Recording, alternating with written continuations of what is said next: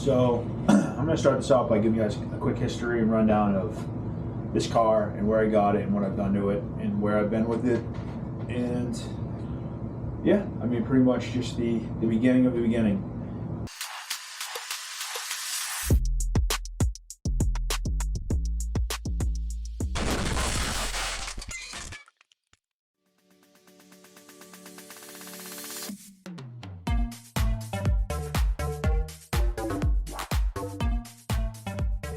Pretty much it plays out when I was younger.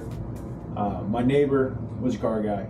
I've always kind of kept touch with him. You know, we've been friends, and throughout the years I bought plenty of cars off of him. I bought a Porsche 944 from him, which was a fun little ride. I kind of wish I still had it. But he had a friend who was, he had this really nice Datsun 240Z, you know, red, beautiful car. And I didn't really know anything about the Z's back then, but I would see this car all the time over at his house, and I loved that car. And I made it very known that I thought that was a beautiful car and that someday I would like to have one. And years later, fairly recently, I was doing some work on that gentleman's Lancer, and I was giving him a ride home, and I was asking him about that old Datsun, if he still had it, and he told me he did. He hadn't driven it in 5 years. It had been garaged. And he actually had my old neighbor working on it over at his house, and he told me once my neighbor was done with it, he was selling it. And that kind of piqued my interest. I talked to him a little bit. We negotiated a price, and I sold my Hayabusa motorcycle and went over there and I bought it from him.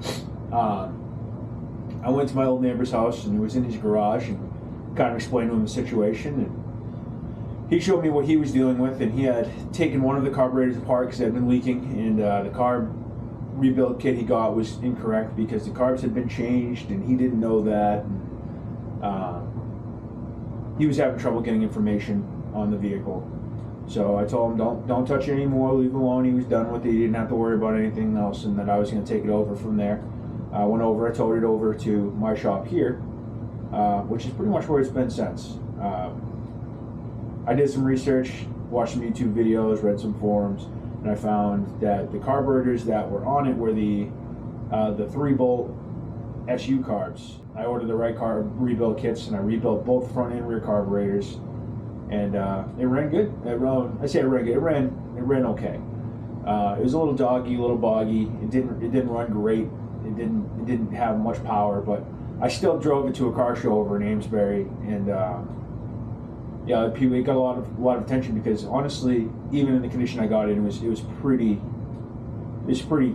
straight car. The paint was good. The body wasn't all rotted out like most of these Datsuns were.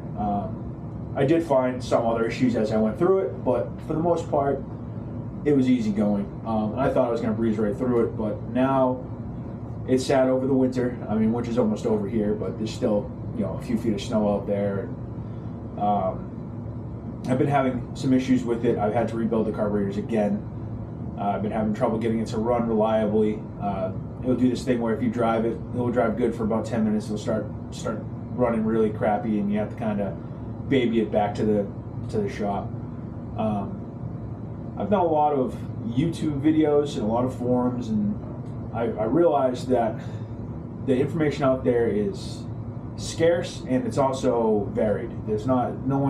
Most people don't have the same information. Different people have different ideas on what's the correct way to do a lot of things. So with that being said, I decided that I'm going to make my own series on rebuilding this vehicle, going through it and doing what I'm going to do with it. And I'm just going to make a video chronicle of everything.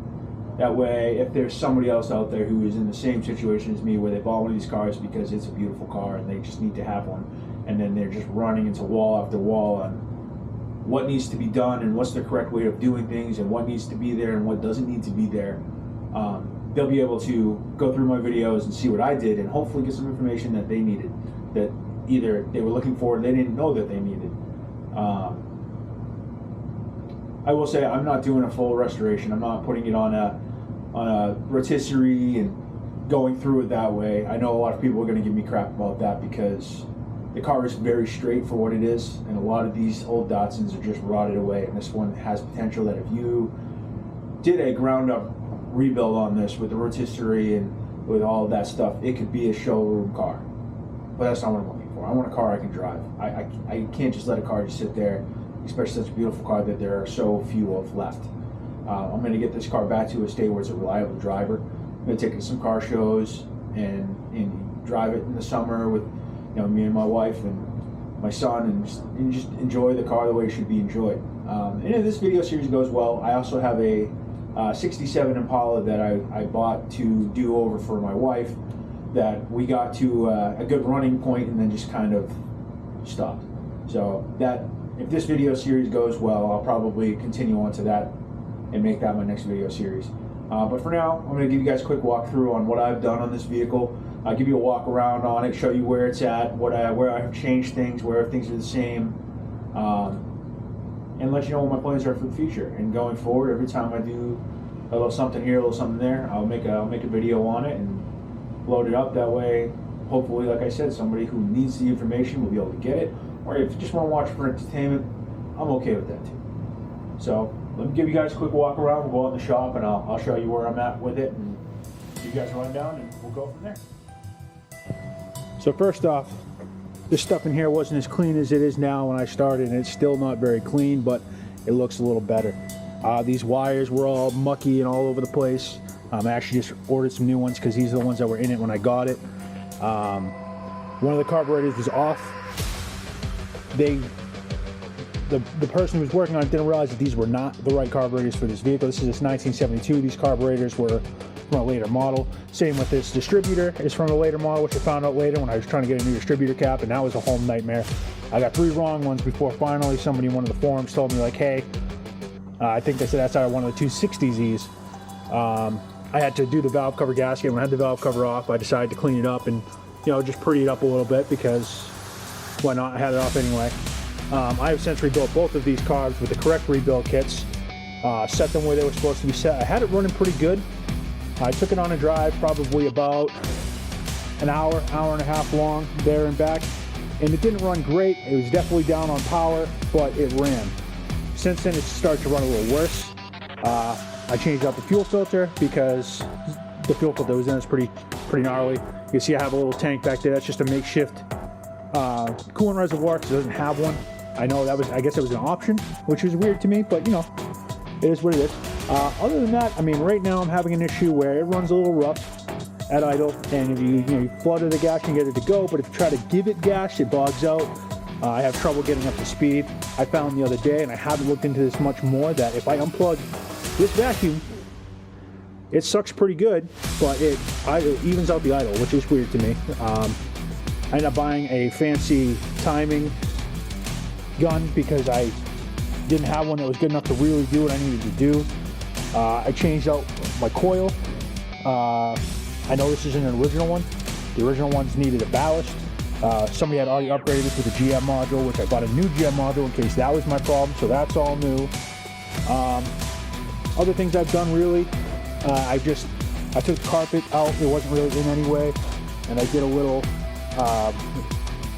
deburring and stuff on the floor to clean up any of the rust that was building up down there. There's no holes or anything, so that was great. I haven't done the passenger side yet. I did put a subwoofer in it because, music and all. Other than that, it's got a couple little things. I mean, it has a little bit of rust here, has a little bit of rust here. Little things that I need to take care of, but really, my main goal right now is to get it running good. I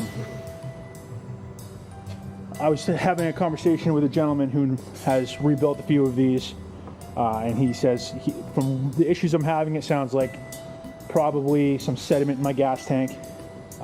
So, unfortunately, I think we're going to have to pull the gas tank out, which I was hoping not to do. I did find some rust down there. I don't know if you can see it from there, but you can kind of see through it a little bit. That frame rail needs some attention. This side's great. I already purchased the new frame rail piece. It's somewhere in that stack of parts to repair the underside of it. Now I got to get the piece for the overside.